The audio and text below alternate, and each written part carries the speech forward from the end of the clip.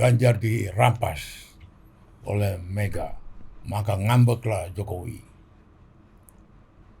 Kata Ari lebih parah, Pung. Ganjar udah berubah dari Ganjar Widodo menjadi Ganjar Soekarno Putra katanya. Kan itu di apa itu kan ada kuginikan dadanya presiden sama Prabowo kan kuginikan mereka dua.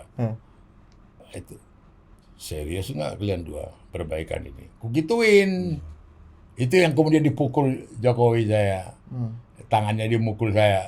Yang paling penting dari Pak Jokowi itu kan sebenarnya bahwa dia sekarang kita suka nggak suka, dia sangat kuat.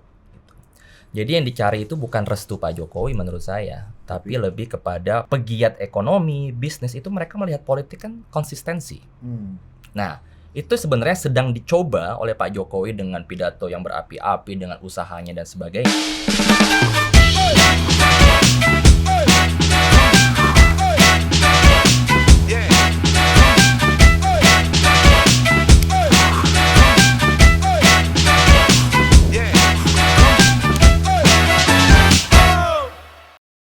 Nah, karena Gani udah ngomongin tafsir tadi, Dir. Nah, kita masuk ke sesi-sesi agak tafsir. Sesi kedua. Ya. Nah, kemarin di sekolah partai ya, Pak Ganjar dan Bu Mega dan juga Pak Jokowi akhirnya duduk bersama lagi setelah sekian lama tidak berjumpa gitu, Bu. Nah, Pak Presiden ngomong keberanian, terus Pak Presiden bilang, "Iya, saya lihat itu ada pada Pak Ganjar." Gitu. Saya lihat gitu, gesturnya gitu kan. Ya, dan itu ada pada Pak Ganjar kan. Nah, heboh, pendukung Pak Ganjar happy gitu. Jadi setelah insiden cawe-cawe kemarin ya gitu. Pendukung Pak Prabowo juga punya interpretasi sendiri soal pidato itu. Iya, tapi itu lepas dari itulah. Banyak orang bilang bahwa wah, Pak Jokowi udah 100% lagi nih ke Pak Ganjar gitu. Nah, tapi ada pendukungnya Pak Jokowi, ada influencer juga yang bilang, ini kalau bertahan 2 kali 24 jam kayak begini nggak ada apa-apa lagi. Nah, ini bisa kita tafsir clear. Pak Jokowi udah 100%. Kembali ke Tito. Tapi kalau misalnya 2 kali 24 jam ada kejadian sesuatu, ini masih tunggu dulu. Nah, ternyata Pak Jokowi sama Pak Prabowo ketawa-ketawa di Malaysia ya, Dir ya. 1 hari setelah ini, nanti kita insert ya. Yang pertama saya mau putar aja biar kita dengar sama-sama. Seperti Pak Ganjar Pranowo, yang paling penting itu memang nyali itu nomor 1. Berani itu nomor 1. Berani dan punya nyali. Dan saya lihat Pak Ganjar punya.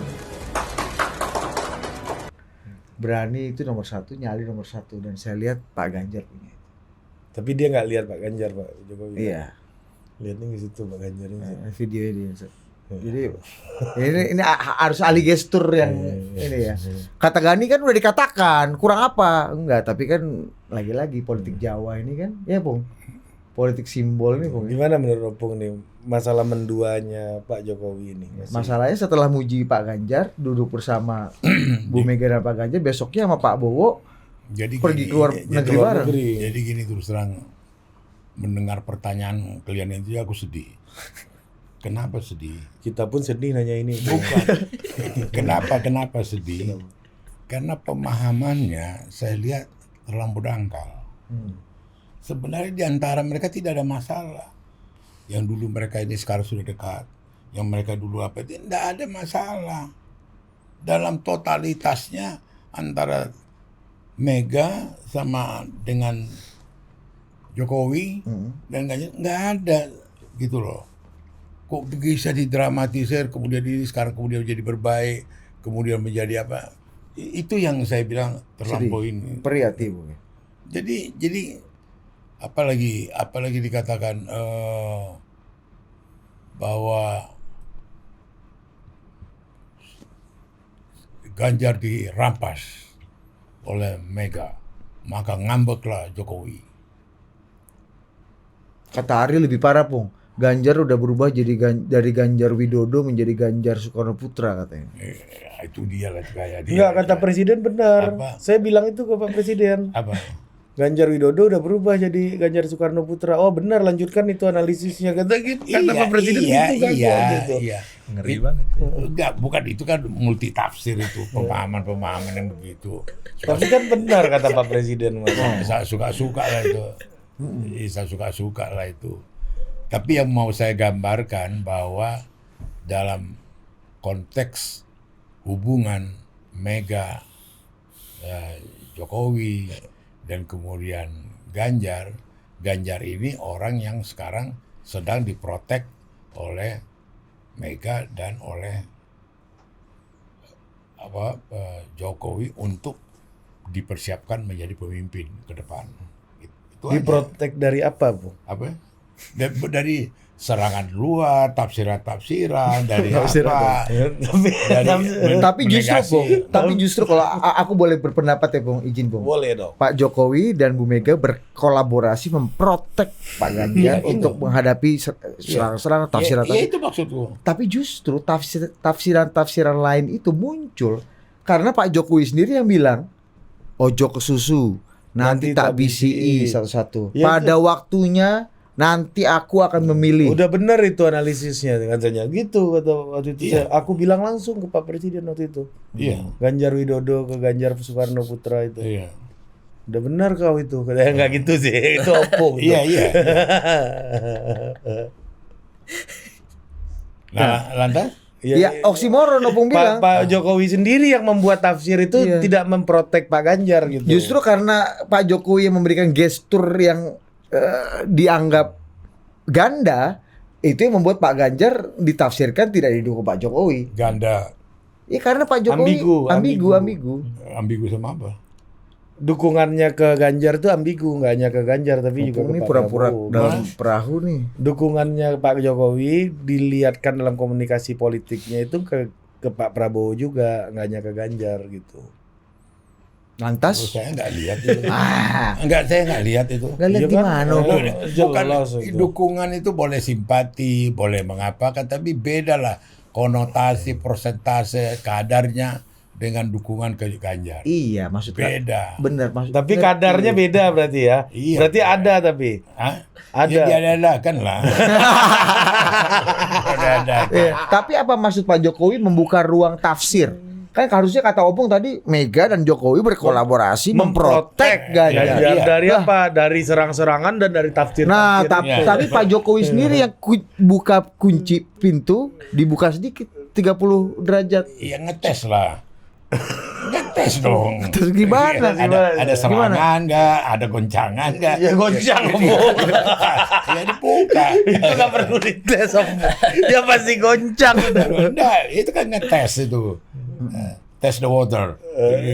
Iya, buat apa tes? Kan harusnya lebih baik Pak Jokowi dan Bu Mega gesturnya makin lama makin naik untuk memprotek Pak Ganjar ya nggak kompak. Sadar atau tidak sadar, sekarang rakyat ini bergembira melihat drama-drama ini. Gitu loh. Gimana? Iya dong. Ada Gerindra, ada Nasdem, ada Golkar, ada ada ini. Ini kan teater ini. Tontonan kan. Senang rakyat melihatnya. Terus? Ya udah, hiburan. Apalagi mau kita analisa. Oh, berarti kalau untuk membuat rakyat senang Pak Jokowi mungkin juga dukung Pak Prabowo gitu ya. Apanya? Untuk membuat rakyat senang. Nggak pernah Jokowi mendukung Prabowo. Nah, di mana jalannya? Dia 100% PDI Perjuangan, 100% mendukung Ganjar, persentase mana lagi yang mau dipakai mendukung Prabowo? Nggak ada. Prabowo juga tahu diri. Dia bukan PDI, dia Gerindra. Apa yang mau diharapkan dia? Terus bagaimana menerjemahkan kalau tadi kata Gani, play publik aja. itu taunya ketika kau sudah ungkapkan dan Pak Jokowi mengungkapkan nanti dulu pada waktunya aku akan memilih Ya, nanti tak bisiki. Ojo ke susu. Ojo ke susu jangan sekarang dulu padahal Bu Mega 1 bulan sebelumnya Bukan, udah deklarasi. Disitulah playnya dia, disitulah mainnya. Ini pertanyaannya kenapa Pak Jokowi Perlu play. sebagai petugas partai masih bisa play? Nah, gitu. iya. Iya dong, di situ genuine-nya, iya kan? Iya, kenapa? Ya ngapain? Kan Ya, sia-sia kalau ujungnya. Hiburan, menghibur. Oh, jadi Pak Jokowi itu seperti penulis sutradara film gitu, Bung. Iya dong. Harus ada Iya. dramanya, ada diculik-culikin, nanti ujungnya jagoan menang juga gitu. Seperti Rianti Arno, Steve Lim, Rendra, Dia kan drama-drama teater politik ini. Teman-teman opung semua tuh. Nggak ada deh. Kamus Hanung Bramantio itu nggak ada deh kamusnya di Indonesia. Waduh, begini masterpiece. Hmm. Dia mainin sana, dia ini. Ya tentu kalau bicara sama opung kayak gini bias ya. Coba kita tanya dari Toronto dulu. Nih, kalau di kampung opung Tarutung, nih Toronto. Loh, sekarang kan banyak di tepi jalan ini sekarang baliho-baliho. Prabowo. Ada Prabowo sama Jokowi. Jokowi. Ini kan bisa banyak pengertian. Apa? Bisa pengertiannya nggak percaya diri dia harus ditopang sama gambar Jokowi. Bisa, ya tuh. Bisa kemudian Jokowi yang nyuruh bisa nggak? dengar dulu, bukan soal Jokowi dulu atau siapa dulu. Bisa kemudian diimpikanlah duet yang beginian gitu loh, ya kan? Jadi macam-macam, gitu bagus gitu loh. Iya. Bagus. Iya. Jadi Prabowo nggak pede nih ya Pak? Apa? Bung ya? Nggak pede. Nggak pede makanya pasang fotonya sama Pak Jokowi. Bisa ditafsirkan orang. Nah, ya kan? tafsir opung apa? Apa? Baliho-baliho itu. Ya lucu-lucu aja. Nah, apa nggak lucu-lucu tuh Lucu gimana? lah. Ya kok ada ini ada Tapi ini. kan opung yang nggak salah pernah cerita ya. Nggak salah apa salah? Kalau nggak salah gue pernah cerita bahwa Benar. Opung ketemu sama Pak Prabowo terus cerita soal apakah masih mencalonkan nanti gitu. Iya. Terus iya gue ingat. Presiden mengizinkan apa lagi Iya. tuh? Ya, Iya, gue masih ingat. Iya. Opung cerita di kita juga. Saya tanya. Dengar dulu, aku dulu evaluasi Opung dulu dikit. Opung cerita bener apa enggak nih ya? Opung cerita Prabowo hanya mau maju jadi presiden kalau presiden mengizinkan dan Bu Mega mengizinkan. Gitu nggak? Betul. Nggak pakai Ibu Mega. Maksudnya presiden. Betul, Bung. Dia mengatakan ke saya bahwa dia akan bertanya, meminta izin kepada presiden apakah boleh maju atau tidak dia sebagai calon presiden.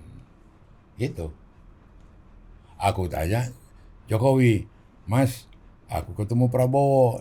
Dia katakan gini, benar? Iya, benar. Benar omongannya itu. Berarti semua langkah Pak Prabowo hari ini masih atas izin presiden dong berarti. Wallahualam. Ya kan? Nah, Iya, wallahualam. Ya gitu kan loh. Opung kan teman dua-duanya. Opung teman Prabowo, Opung teman presiden. Jadi Kalau aku tamu presiden kemarin. Iya. Mantap juga tuh. Aku nggak boleh ngomong kalimat itu. Aku nggak boleh ngomong kalimat itu. Jadi kembali lagi ke tadi. Jangan kembali dulu yang ini. Enggak, ini dulu kita selesaikan dulu topik ini. Balik dulu ya. Yang mana lagi? Enggak gini, Opung bilang fatsun politiknya Prabowo adalah seizin, serestu, dan sedukungan presiden. Itu sudah dikatakan Prabowo ke Opung konfirmasi ke presiden, semua jawabannya pas. Coba benar Prabowo ngomong seperti ini. Oh iya benar Pak Wanda. Nah, itu artinya confirm. Nah, Nah, artinya setiap aktivitas politik yang berhubungan dengan pencapresan dari Pak Prabowo itu sudah at least sepengetahuan dan seizin presiden. Termasuk baliho.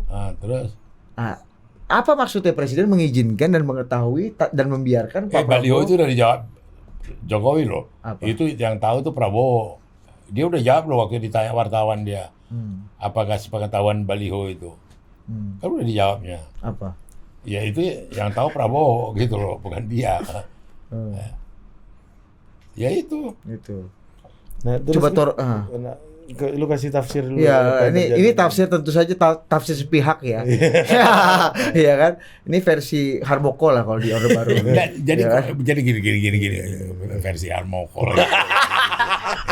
Tahu nggak Harmoko itu kepanjangannya? Apa? Hari-hari omong kosong. Enggak, kalau kata Harmoko, aku bukan hari-hari omong kosong, aku hari-hari omong komunikasi. Kata Harmoko. Jadi bukan Prabowo aja yang ngomong gitu ke Presiden Jokowi, Airlangga juga, si apa juga, Sandiaga Uno juga, Erik juga. Saya akan minta izin kepada Presiden, saya akan tanya Presiden, boleh nggak saya maju, boleh nggak itu. Jadi bukan spesifik hanya Prabowo, yang lain-lain juga gitu loh. Nah sekarang bahwa kan- mereka sudah mulai berkecimpung, ya saya belum ketemu lagi, ya mungkin sudah dikasih izin, ya kan? Tapi Saya kata nggak bisa Opung dari tanya. 5 itu yang hanya ada syarat kalau Pak Jokowi mengizinkan. Yang Cuma lain- yang lain cuma juga. Prabowo. Yang Enggak, yang lain enggak. for your info tembusan. Pak, saya mau maju. Info tembusan kemana? Iya, hanya sekedar memberitahu. Presiden ngizinin nggak ngizinin, aku hantam aku. Ah itu baru tahu aku. Enggak, bukan maksudku dari cerita Opung tadi loh. Yang hanya spesifik kalau Pak Jokowi mengizinkan. Nih, saya maju. coba lu kasih tafsir lu dulu kan. Iya. Ini seperti halnya ini pertanyaan yang sama gua ajuin ke Mas Romi kemarin di Detikcom. Jadi ini sepertinya dalam sistem presidensialism kita yang heavy eksekutif ini gitu ya. Ini seorang kandidat capres harus tunggu izin presiden dulu untuk maju di dalam pilpres. Padahal ini kan ACC-nya ada di partai politik. Kalau kata Mas Romi, fakta politiknya bahwa Presiden Jokowi ini di atas partai politik gitu. Hah? Kok gitu Mas? Iya, karena 4 ketua umumnya adalah anak buah presiden Iya. di pemerintahan. Jadi secara langsung atau tidak langsung di atas partai politik. Iya, kecuali Bu Mega. Kecuali Bu Mega kata Mas Romi. Terus Caimin gimana? Iya Caimin gimana ya? Agak bingung tuh Mas Romi. Kalau Bu Mega tegas Mas Romi. Kan Caimin bukan menteri. Caimin gimana? Ya serah kamu lah. Gitu, agak bingung. Relasinya agak putus-putus. Iya, iya. Benar-benar tegas ya dia. Iya, lain tegas. Presiden di atas partai. Pusing Ya, lo kan. Sebenarnya kan belum banyak yang bisa kita tafsir. Saya suka bingung sebenarnya kalau suruh tafsir karena tidak terlalu banyak yang bisa kita cerna dari apa yang terjadi. Karena kalau tadi bahkan bahasanya aja udah dramaturgi aja gitu, hiburan. Tapi itu di situ saya tidak setuju dengan Opungnya. Bahwa justru jangan dilihat hanya sebagai hiburan politik itu. Ini anak-anak muda, Pung, menurut saya mereka punya ekspektasi yang lebih dari politik sebagai hura-hura, sebagai hiburan gitu. Karena hiburan mereka udah banyak, Pung, masalahnya, Pung. Mungkin zaman dulu hiburan salah satu politik. Tapi sekarang hiburannya tuh bersaing, Pung, karena banyak banget. Dan semakin politik itu dibawa menjadi hiburan saja, semakin ditinggalkan. Karena makin banyak lagi hiburan yang lain, itu satu. Ya, Opung dulu nonton press conference Harmoko tuh Hiburan, ya. Sambil main gitar kawannya. Nah, itu. Pagi udah ngejam. Iya. Harmoko kan. Itu satu. Tapi tadi pertanyaan substansial kan yang dikasih sama Ari tuh, bahwa presidensial multipartai gitu ya. Saya kok merasa bahwa yang paling penting dari Pak Jokowi itu kan sebenarnya bahwa dia sekarang, kita suka nggak suka, dia sangat kuat gitu. Jadi yang dicari itu bukan restu Pak Jokowi menurut saya, tapi lebih kepada ingin ya mengkooptasi kekuatan Pak Jokowi yang sekarang masih kuat di publik. Persepsinya. Jadi cawe-cawe kemarin tuh lu anggap sebagai the game of perception ya sebenarnya. Selalu. Itu kan juga kenapa kita selalu disajikan survei setiap hari. Iya. Karena ya Iya benar juga. apa namanya? Ada namanya kalau di ilmu politik, Pung, preference falsification. Jadi publik hanya bisa melihat preferensi dari apa yang terobservasi di publik. Dan itu selalu menjadi kinerja dari survei-survei politik di negara-negara demokrasi maupun non-demokrasi. Negara-negara otoriter itu sangat berkepentingan untuk publik tahu bahwa pemimpinnya itu masih 80%, 70%. Itu selalu seperti itu. Itu satu.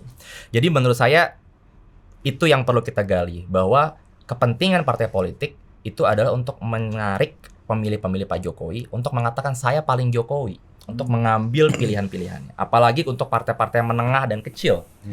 Karena mereka tidak punya nilai jual misalnya untuk hal-hal yang lain gitu. Jadi mereka tidak punya alternatif, sehingga Jokowi menjadi salah satu atau satu-satunya bahkan alternatif mereka untuk bisa menggait setidaknya ya sedikit-sedikit lah itu dari 80% yang dukung Jokowi misalnya, ya berapa persen lah diambil. Bukan caleg artis, bukan ketua umumnya, Bukan, jadi memang sosok Jokowi akan bukan selalu himne relevan. partai itu nggak bisa. Mungkin kalau Pak Jokowi nggak setinggi itu, tidak akan seperti ini, gitu. Jadi bukan dalam konteks presiden ya kalau saya lihat, Ri. Jadi lebih pada Pak Jokowi ini persepsinya menjadi orang yang masih kuat dan masih bahkan mau dipilih sama orang gitu ya, istilahnya begitu. Dan yang jelas partai politik itu kan ya sekarang berkuasa dalam artian ya tiket untuk maju dari partai politik.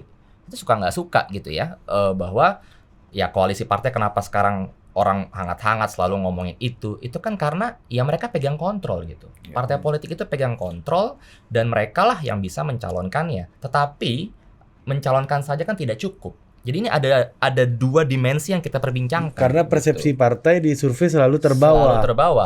Selalu terbawa dan juga mungkin ada beberapa yang performanya nggak naik-naik misalnya. Iya kan? Jadi mereka berusaha menggunakan persepsi publik kepada Pak Jokowi untuk mengatakan saya ini paling Jokowi dan saya yang paling bisa melanjutkan program Pak Jokowi. Tapi kalau kita lihat Pak Jokowi sebagai sosok politisi, itu adalah langkah yang sangat rasional bagi saya, Pung, bahwa memang seorang presiden, kita suka nggak suka, kita lihat dia sebagai sosok politik, tetapi juga sosok yang ingin kan meninggalkan legacy.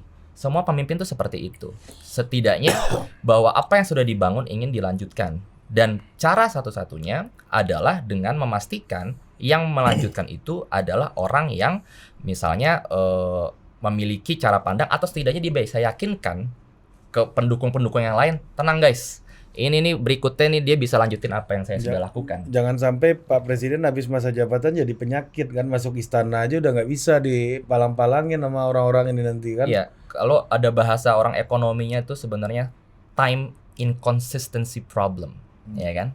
Nah itu bahasa politikal ekonominya mengatakan bahwa pegiat ekonomi, bisnis itu mereka melihat politik kan konsistensi. Nah itu sebenarnya sedang dicoba oleh Pak Jokowi dengan pidato yang berapi-api, dengan usahanya dan sebagainya, untuk mengatakan bahwa kita ini bisa konsisten loh. Tetapi dengan tentu saja dengan preferensi yang sampai sekarang belum terucap misalnya. Tapi kan itu usahanya. Usaha Pak Jokowi untuk mengatakan Indonesia sebagai negara kita bisa konsisten. Tenang aja nih, tenang guys. Kemarin di Temasek juga gitu kan. Ya. Don't worry. Look, ini masih akan lanjut. Dan itu memang your investment aman kok. Dan itu memang iklim demokrasi gitu. Justru kan orang mau invest, bukan orang. Negara-negara mau invest kepada demokrasi itu karena ada kepastian. Iya kan? Kepastian apa? Kepastian bahwa akan ada pemilu, bahwa akan ada masa jabatan yang dibatasi, dan kita invest di sistem. Nah, makanya sistemnya itu harus dijaga. Karena sekalinya sistem itu kita rubah atau sekalinya sistem itu kita utak-atik gitu ya, tanpa perpikiran yang lebih jauh gitu. Trust terhadap sistem bahwa dia akan mengeluarkan kebijakan yang konsisten itu tidak akan bisa terjadi, tidak tercapai. Mungkin itu yang dunia internasional punya interest terhadap politik Indonesia misalnya gitu ya, bahwa konsistensi itu nih. Saya mau invest, ya kan? Saya mau invest untuk kebijakan tertentu misalnya. Ini mungkin nggak nih pemimpin selanjutnya punya cara pandang yang sama dengan Pak Jokowi? Atau jangan-jangan kebijakan-kebijakan itu lebih self-centris. Jadi misalnya Didit adalah menteri yang punya kebijakan tertentu yang dianggap bagus nih. Oke, tapi itu Didit. Tapi apakah pengganti Didit yaitu Ari akan melanjutkan hal yang sama? Jadi bagi saya itu bukan cuma Pak Jokowi, tapi Pak Jokowi juga berusaha men-treat Indonesia sebagai bangsa di mata dunia internasional dan juga mungkin di dunia domestik juga gitu, bahwa kita akan konsisten nih gitu. Nah, jadi itu di level itu saya rasa itu adalah hal yang rasional dan patut dilakukan oleh seorang presiden yang memiliki visi. Kalau nggak punya visi ya nggak usah ngapa-ngapain. Gitu kan. Tapi kalau dia punya visi, dia punya misi untuk ada keberlanjutan dan sebagainya, itu harus. Kita sudah banyak lah pelajaran sebenarnya di level lokal kan, bahwa pergantian kepemimpinan, pergantian terus segala macam tetek bengek birokrasi dan juga kebijakan, ya akhirnya stuck aja, nggak ada pembaharuan. Yang ada cuman penggantian refurbish aja, tapi tidak ada inovasi. Nah, jadi kan sebenarnya Pak Jokowi sedang berusaha menurut saya bahwa hal-hal pilihan-pilihan politik yang berat yang sudah dia lakukan ini menurut saya harus berani ini melanjutkan. Nah mungkin pertanyaannya adalah apakah memang pemimpin-pemimpin baru itu benar-benar mau menjadi Jokowi 2.0 atau enggak? Jokowi periode ketiga ya. Jokowi periode ketiga enggak juga tuh bahasa lo. Cuman maksudnya kayak si Bush dulu kan Reagan periode ketiga kan.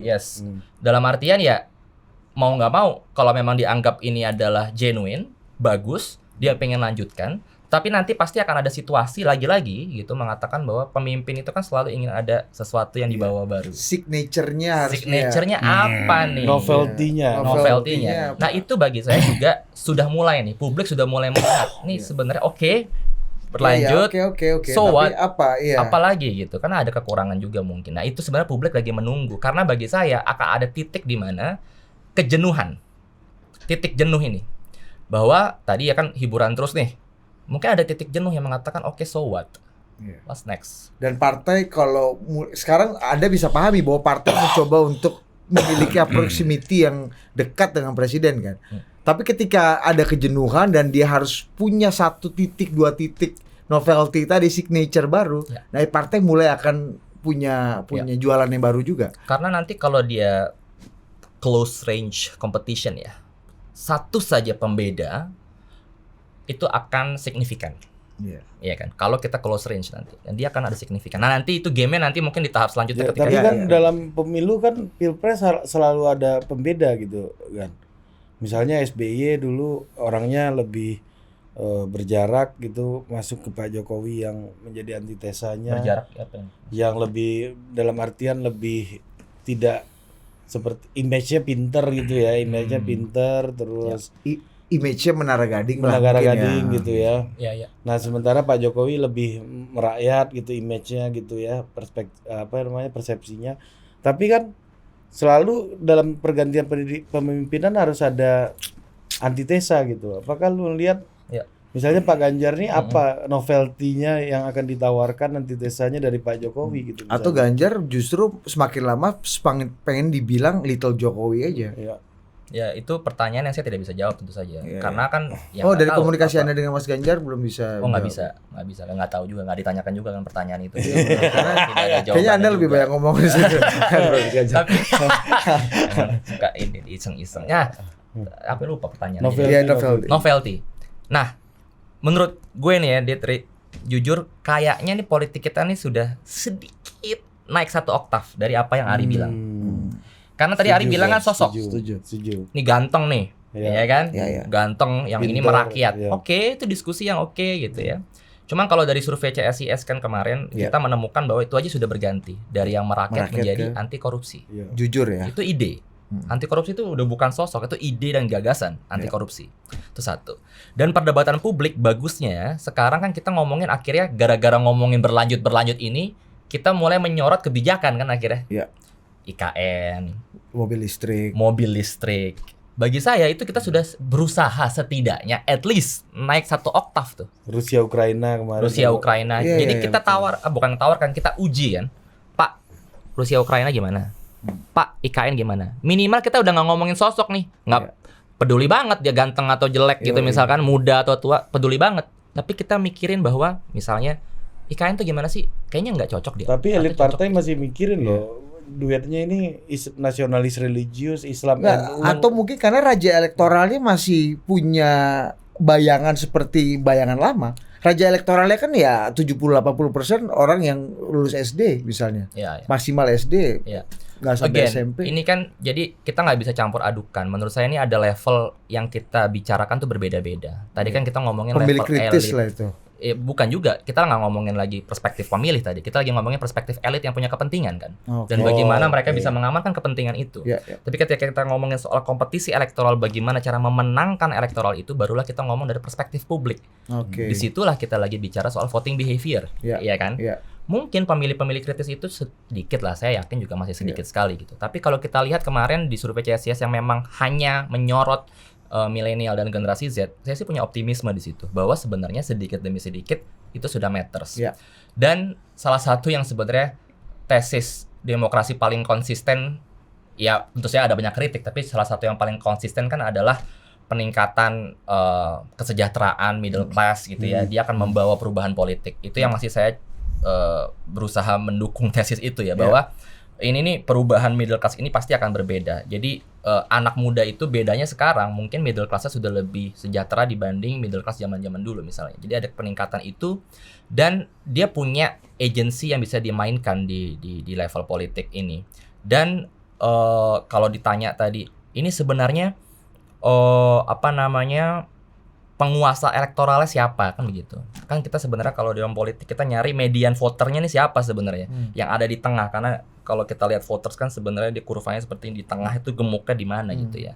Orang suka lupa dan saya rasa bahwa elit-elit politik itu harus mendengar bisikan-bisikan yang benar. Dalam artian jangan sampai ada gap di situ, salah membaca situasi publik. Contoh, misalnya dianggap bahwa pasar politik itu Kalau memang pasar politik identitas dibisiki politik, ya elit akan bilang, "Yaudah kita pakai politik identitas saja." Hajar Ini yang terus. paling matters.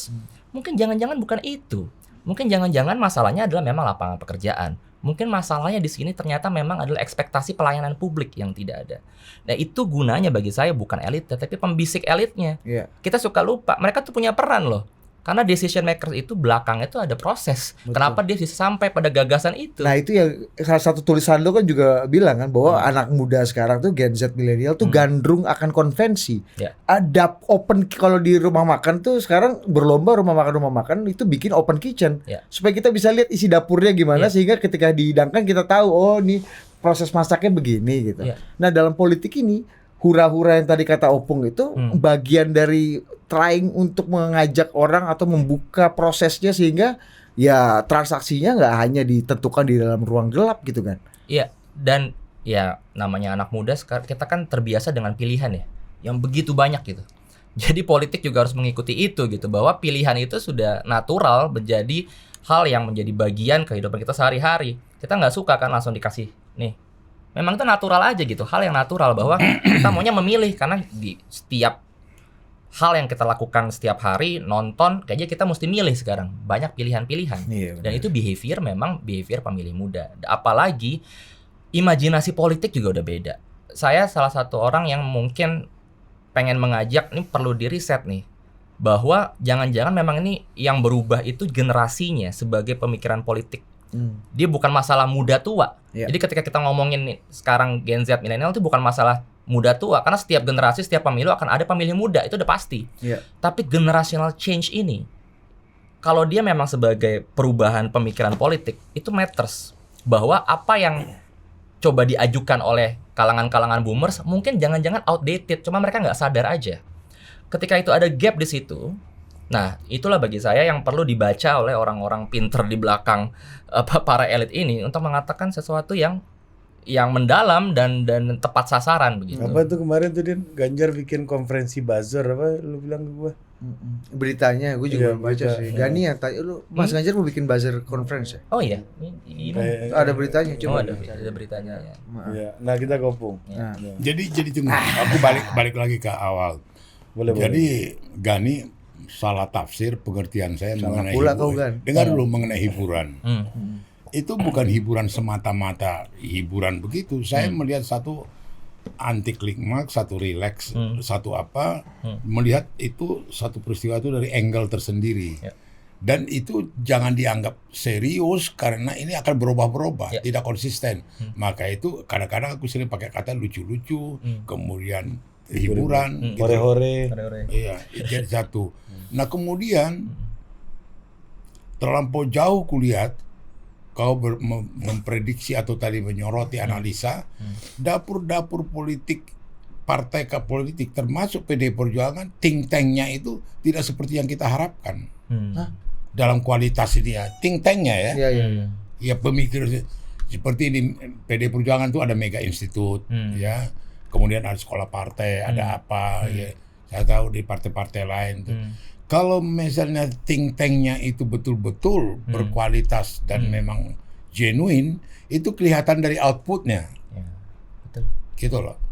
Outputnya mana sepak terjang daripada anggota-anggota DPR-nya, ya kan, yang dapat feeding dari hasil ininya. Jadi sebenarnya proses yang terjadi sekarang ini dan kemudian tidak terlampau seserius yang dibicarakan, dianalisa oleh orang-orang seperti Gani. Nggak seperti itu gitu loh. Ya, itu terlampau Sophisticated. Bukan sophisticated, terlampau jauh. Dalam arti kata belum nyampe ke situ. Kenapa? Jadi itu kan kelihatan tercermin dari saya katakan tadi Jokowi punya kekuatan yang begitu besar, punya pengaruh yang begitu besar. The other side ini abal-abal rupanya.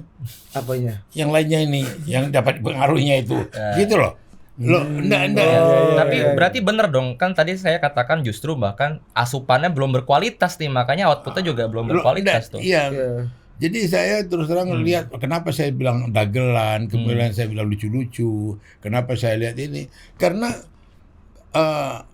orang-orang yang bermain ini sekarang mengambil di ujung tombak, apakah itu di Golkar, apakah itu di PKS, PDI. apakah PDI, apa ini, mereka ini dalam gampang dijangkar gitu lah, gampang diukur. Nah, misalnya Apanya? contohnya Ya ini aja contoh paling signifikannya bikin bingung rakyat soal koalisi ini. Sama kemudian genit-genitnya mencari wapres. Itu kan refleksi daripada kualitas. Ya apa yang memuakkan kan itu sebenarnya? Emang Nanti pindah-pindah ke sana terus bikin show. Wah disoroti, pindah lagi ke sana show, adegan ini. Oh terus apa di sana ini. Itu kan rakyat yang lihat ini apa ini? dulu nggak ada show-show gitu. Tidak ada. Sirkus. Waktu Bu Nggak- Mega ambil Keasip dulu gimana Bukan, ceritanya? tidak ada model dari berkunjunglah Nasdem ke Golkar, datanglah ini ke PDI, yang sana datang ke sana, yang ini itu kayak apa teater gitu loh, yang nggak ada makna, nggak ada makna gitu loh. Ya meskipun rakyat lagi-lagi rakyat kan suka Ya sirkus senang, juga. ya senang, Iya. ada hiburan gitu loh. Iya, kayak Pak SBY dulu Iya. mau angkat menteri aja kan harusnya dia punya data semua ya. Iya. Ngapain dia datangin satu-satu ke Iya. Cikeas? Siapa yang datang nih ya? Gitu-gitu. Ada teaternya kan Iya Bung ada ya. teaternya gitu loh. Kasih hiburan dikit lah, meskipun Jadi- ujungnya kita udah tahu. Kita hati-hati juga ikut total politik gini gitu loh. Tapi kan emang gayanya Pak Jokowi dengan teater-teater itu. Iya, udah betul itu. Maka itu dia leading. Oh. Dia leading kan. Yang lainnya nggak mampu berakting tonil seperti Pak Jokowi iya, gitu iya, ya. Iya. Hmm. Dia jadi leading dia gitu loh. Jadi apa aja langkah dia diperhitungkan, apa keberakahan dia paham. Tapi jangan-jangan seperti kata Gani, Pung. Pemilihnya yang udah mulai naik 1 oktav, dia punya kualitas. Artinya ada perlawanan juga bahwa ketika isu-isu yang lebih teknis, yang lebih teknokratis muncul dari calon-calon ini, itu yang justru jadi makanan gitu, diperbincangkan soal referendum misalnya Pak Prabowo. Jadi ini aja lah aku sendiri banyak jadi terhibur juga sayang. Ada kan koalisi perubahan. Ada kan koalisi perubahan. Ya kan Mbak perubahan. Kenapa aku ketawa terpingkal-pingkal? Dia hanya menggarisbawahi, melanjutkan dan mempopulerkan apa yang sudah dilakukan Jokowi. Jokowi tiap bulan melakukan perubahan. Tiap tahun melakukan perubahan. Selama kepemimpinan dia ke kepemimpinan perubahan. Iya dong. Iya nggak pernah bagi sertifikat tanah ke rakyat ada. Yang nggak pernah harga bensin di Papua sama di sini sama ada dirubah. Yang ini apa ada berubah. Jadi sebenarnya sudah inherent, sudah menjiwara ini. Sekarang muncul kemudian satu koalisi perubahan katanya. Yang mana lagi mau dirubah yang sudah dirubah Itu Jokowi? kan ini? idenya kawan Opung. Siapa? Pak Surya Paloh. Iya. Justru karena ide friendku gitu loh. Makanya gua ini dia nggak nanya pendapatku gitu loh. Kalau Opung disuruh berpesan, apa pesan Opung untuk Pak Surya yang lagi nonton kita? Semoga tetap sehat, gembira, itu aja. Gua kan sama dia juga suka nyanyi dangdut. Opung sering nyanyi dangdut sama Pak Surya. Dulu zaman prioritas. Ya, Bung, tapi begini. sekarang Pak Surya menurut Opung nih agak lagi sirkus dulu, turunin dulu 2 oktav ya. Apa namanya, apa yang menimpa Pak Surya dan Nasdem belakangan ini ya, itu gimana Opung melihatnya gitu ya? aku no comment karena nggak saya ikuti, nggak saya ini. Aku kan ke mereka berinteraksi udah lama. Saya nggak saya ikuti ini gimana ceritanya? Saya sama dia. Bohongnya ketahuan amat gitu Bukan, loh. Udah lama aku nggak ngobrol sama dia. Iya. Teleponan juga enggak. Sama kayak Gani juga nggak mengikuti langsung politik Indonesia, udah 7 bulan dia di Iya, Toronto. tapi dia lancar karena dia ada fondasi teorinya. Ya makanya Opung udah teori, praktek, pengalaman, kesalehan, kewibawaan. 5 Opung punya. Kebijaksanaan. Kebijaksanaan, ketuaan, Itu 7. saudaranya kearifan. Itu. Nah, iya. Kauripan. Gitu ya. Terus Ya jadi gimana nih Gimana? langkahnya Nasdem ini sekarang? mana? Atau ya. Ini aja juga aku menarik ini. Apa langkahnya?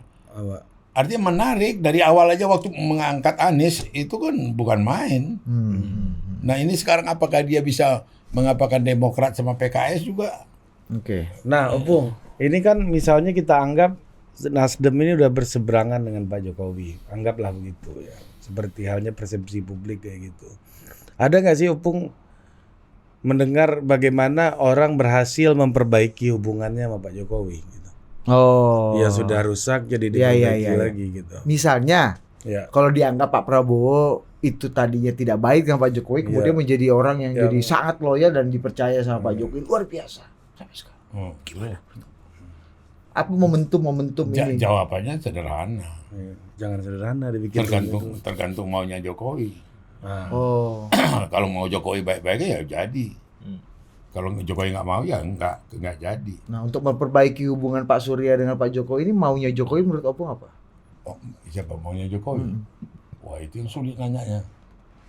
Ya nggak sembarang nanya, bagaimana nanyanya tuh? Kalau Opung bayangkan lah sebagai Opung kan friendnya Jokowi. Belum bisa kubayangkan. Opung kan friend Jokowi dan friendnya Pak Surya. Belum bisa kubayangkan. Nah, Opung cerita dulu dong yang di MRT itu ada Opung. Oh iya. Opung kan ikut memperbaiki. Gan, lu kalau lihat lagi rekaman-rekaman dulu rekonsiliasi antara Pak Prabowo dan Pak Jokowi di MRT tuh. Iya kan, yang ada Pak BG, Pak Budi Gunawan, ya dia mendampingi juga. Lagi makan beliau berdua, Pak Jokowi, Pak Prabowo satu meja ketawa-tawa. Tiba-tiba Pak Prabowo gini bangun. Datang loh Opung Bandara, ada MRT itu. Pakai baju ini. Ini ya?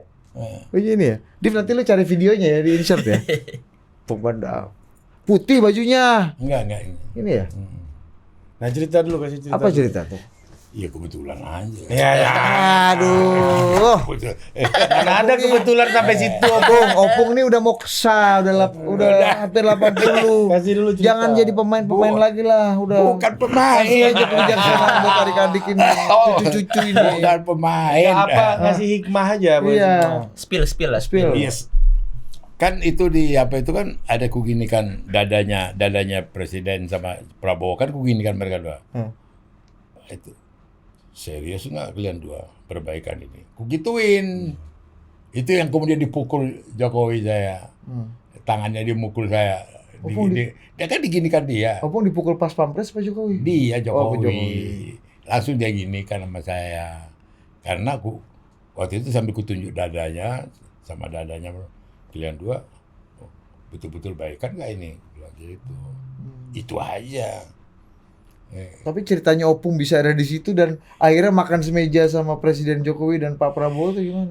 Nah kalau bau-baunya mereka mau rekonsiliasi itu aku udah tahu, aku ikut gitu loh, ikut cium-cium gitu, ikut bau-baunya gitu loh. Jadi pernah di rapat resmi Polkam. Apa dalam sebuah rapat apa? Udah cium-cium. Dalam rapat di Polkam Wiranto itu Muldoko ngomong menyebut namaku dalam mereka tuh lagi topiknya itu rekonsiliasi Jokowi dengan Prabowo pembicaraan mereka. Setelah selesai rapat itu sorenya Cahyokumolo telepon aku, Bang, nama abang disebut Muldoko di rapat tadi, rapat Polkam. Soal apa? Bahwa abang mengambil peran dalam mempertemukan dengan Jokowi dengan Prabowo. Apa begitu ya? Gini, udah. Habis itu telepon lagi Lawli. Menko Menteri apa kan ikut di rapat Polkam, Kumham kan ikut. Kumham Mendagri ikut kan. Telepon lagi aku, nanya itu. Nah kemudian besoknya aku datang ke Binagraha, tanya Muldoko, Mas, kok nama aku disebut-sebut di sidang Polkam? Iya, suasana waktu itu lesu, sepertinya sudah gak ada harapan lagi apa yang ditugaskan oleh Presiden. Supaya bersemangat, kusebutlah bahwa teman kita, Pak Anda, udah ketemu dengan Hasim. Hasim lah nanti yang paling berpengaruh terhadap Prabowo. Kata dia, wah yang bisa aja Pak Muldoko. Aku kan gak ada ambil peran. Dia bilang gitu. Itu aja aku kasih tahu di sidang kabinet. Sidang Polkam. Kata dia, itu menjawab pertanyaan kau gitu loh. Oh jadi tetap tidak menjawab sebenarnya, nggak apa-apa. Kok itu dong? Udah. Ya di mana peran Opung sama Pak Hasim? Jadi Pak Opung menjembatani Pak Prabowo, Pak Pak Jokowi dengan Pak Prabowo lewat Pak Hasyim salah satunya. Pak Hasyim ini kan sangat dekat, mereka kakak beradik. Ya sangat, kalau istilahnya Prabowo ke saya, aku kan harus tanya Hasyim dulu. Aku tanya, loh, aku ada kakak beradik loh sama Asmara. Masa adikku yang menentukan? Bukan begitu, duit dia yang lebih banyak dari aku. Katanya sama aku gitu. Oh, kalau begitu, Hasyim lah yang lebih efektif dihubungi daripada Prabowo gitu loh. Gitu. Oh jadi orang circle pentingnya Pak Prabowo untuk kemana ujung pendapat ini akan ditanya Hasyim. Iya. Kalau Pak Jokowi siapa? Dirinya sendiri, nggak tahu saya. Pengalamanku ya dia dengan dia. Nggak ada aku pakai orang ketiga, orang ini nggak ada. Kau masih tanya, kau ya aku.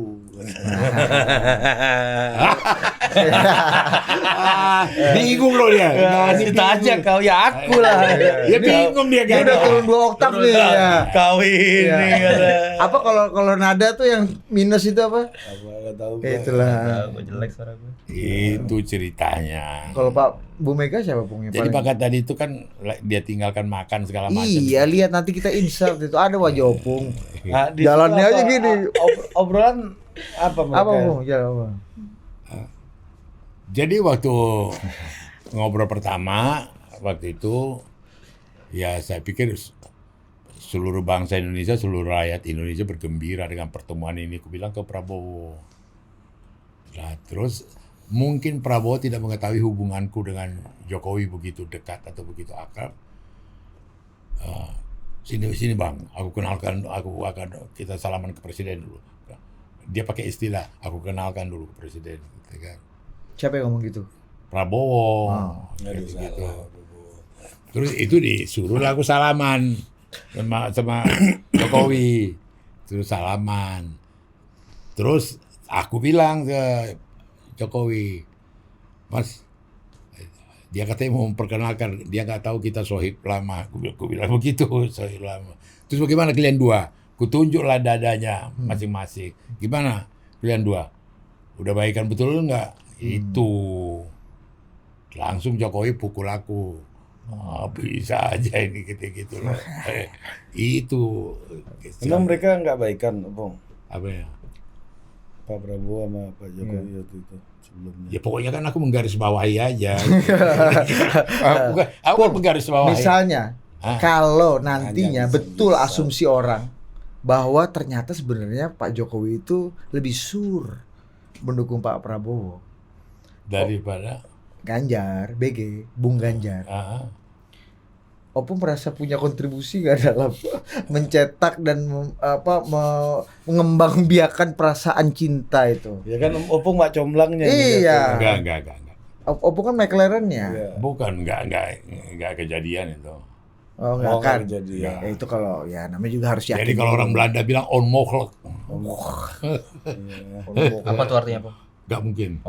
Kalau kata orang Belanda, kalau kejadian ya toevallig. Kebetulan. Kebetulan. Udah itu aja rumusnya, Bu. Onmogelijk nggak mungkin. Kalau ternyata kejadian, itu tuh valid. Itu aja barang itu, ya kan? Mantap. Itu aja barangnya. Kayak kan? Terakhir kan, lu melihat sirkus-sirkus ini Iya. sampai di ujung. Dan ini juga pertanyaan gue kan, apakah menurut lu pola yang sama akan terulang Ya. ketika kompetisi demokrasi kita di 2024 nanti? Ya udahlah siapapun yang menang nanti kita gabung aja. Iya, Akhirnya kompetisi pemilu dengan puluhan triliun rupiah yang harus digelontorkan ini adalah pertandingan friendly match ternyata. dan untuk Bukan pertandingan beneran gitu, cari sepak nomor bola urut, gajah. cari nomor urut aja gitu. Siapa yang jadi nomor 1, nomor 2, nomor 3, ntar kocok lagi, ntar 1, 2, 3.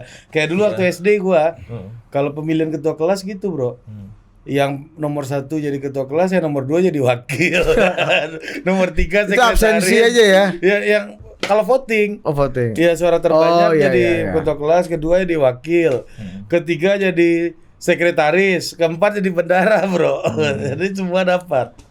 Mungkin jadi sebenarnya tadi itu ya soal titik berat saya itu di kejenuhan itu loh, Pung.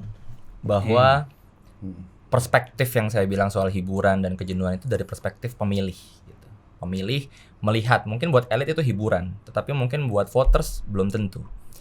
Untuk mereka-mereka yang melihat bahwa pemilu itu bisa mendatangkan sesuatu yang berbeda, yang harapan, yang keberlanjutan. Mereka menunggu sebenarnya. Dan itu yang membuat sebenarnya kan awalnya kita merasa bahwa akan lebih cepat nih kita mengetahui siapa yang maju dan akhirnya berkontestasi. Tapi ternyata kan tidak terjadi gitu ya. Dan itu yang membuat mungkin bisa jadi ada kejenuhan. Tapi dalam konteks tadi 2024 kita masih ingat perdebatan-perdebatan dalam kampanye presiden sebelum-sebelum itu tanpa perdebatan. Jadi saya tuh tidak pernah berekspektasi bahwa nanti ketika pun sudah ada calonnya, ada perdebatan di publik, difasilitasi oleh penyelenggara pemilu, ada perdebatan. Itu mungkin juga kita nggak perlu ekspektasi terlalu banyak. Meskipun waktu itu dianggap pertarungannya serius ya. Meskipun serius, tapi ada Taruhan perdebatan. ya, pembelahannya serius. Dalam konteks perdebatan policy ya. Iya. Policy nih misalnya, nggak ada perdebatan. Makanya sebenarnya bagus sekali lagi saya bilang, apabila perdebatan itu, diskusi publik itu dimulai jauh sebelum itu terjadi. Jadi ada waktu nih publik untuk mencerna apa yang kira-kira akan dibawa, apa yang kira-kira tidak. Tapi untuk dalam konteks apakah nanti akan ada ujung-ujungnya ya bareng-bareng lagi gitu ya. Itu adalah bagi saya efek dari memang sistem politik kita dan juga fragmentasi politik kita. Tetapi akan ada pembeda di sini. Mungkin nanti untuk diskusi-diskusi selanjutnya kita lihat bahwa situasi sekarang kalau kita lihat survei itu beberapa partai itu sedang di titik nadir kan sebenarnya gitu, di titik nadir dalam artian untuk threshold masuk ke parlemen. Kita coba imajinasikan apabila partai-partai tersebut tidak masuk misalnya ke parlemen. Di situ saya berasumsi bahwa akan ada rebalancing di parlemen partai yang selama ini kita indikasikan partai pemerintah dan partai oposisi. Itu akan ada rebalancing dalam jumlah-jumlah kursi nanti di DPR. Satu saja partai yang mendukung presiden tidak lagi masuk ke parlemen, jumlah akan berubah, kursi akan berubah, ada rebalancing di situ. Karena selama ini kan sebenarnya memang ya itu terjadi dalam negara-negara multipartai di seluruh dunia, di negara berkembang, bahwa memang yang sangat gemuk itu sering terjadi bukan karena kan kalau misalkan beberapa analis politik bilang mestinya minimum winning coalition aja gitu kan. Tapi sebenarnya secara empiris di beberapa negara termasuk Meksiko misalnya, itu memang menjadi kecenderungan negara-negara developing countries untuk membangun koalisi yang gemuk. Kenapa? Karena itu adalah cara mereka membangun stabilitas politik. Dengan ada ya klientelistik ya itu terjadi gitu untuk bisa mengkeep mereka mendukung pemerintah agar stabil. Akomodasi politik. Politik. Nah, pertanyaannya adalah nanti ketika jumlah partai kita mengecil di parlemen, apabila memang terjadi ini seperti yang survei-survei sekarang, jumlahnya nanti kan makin lama persentasenya akan semakin imbang. Paham ya maksudnya ya? Nah, di situ pasti nanti akan ada rebalancing politik di situ di tahun 2024 nanti, dan oposisi akan matters. Kalau asumsinya tadi ya. Asumsi tadi. Tapi kalau komposisi dan postur politiknya masih berlanjut lagi ternyata ya sama saja tadi. Makanya itu bagi saya akan jadi game changing-nya di situ. Iya. Dan apalagi masih ada orang-orang kayak Opung ini kan bisa ketemu lagi di mana nggak usah lah ke oposisi nggak usah lah. Harus ini apa? Yakin kalian dua udah damai ya? Opung nggak mencoba mendamaikan Pak Surya dan Pak Jokowi, Bung? Saya udah terlambat. Kenapa, Bung? Ya udah kejadian. Makin lama nih kayaknya nih. Bukan udah kejadian, ya udah terlambat lah. Aturan dari awal kalau mau ini kan. Loh? Ya udah terjadi. Nggak bisa diperbaiki? Bisa sih bisa, cuma bukan kapasitas saya nggak nyampe ke situ gitu loh. Merendah ini kalau udah merendah nggak susah juga, nggak seru. Opung ini udah nggak seru sekarang. Dia pernah bilang, kau ini berdua, kulihat nggak pernah kau tanya lagi, kayak kurang semangat kau. Ya Opung pemain politik sekarang ya, nggak tahu kok. Asik dramanya joget-joget itu. Karena kau ada itu. Jaga keseimbangan terus sekarang. Kita pula kena terus. Kenapa Kita kau? Iya kan? Kau kayaknya berdua nggak terlalu semangat lagi kau. Beda kau sama dulu. Udah capek kau. Iya, nggak lihat kau semangat kulihat. Nah ini hiburan. Jadi Pak Surya gimana? Udah biar Ini kita harus ke airport ya, Bos. Iya. Makasih Opung. Ya. Gani. Siap. Makasih. Makasih. Sampai jumpa lagi di Tutup. Ah.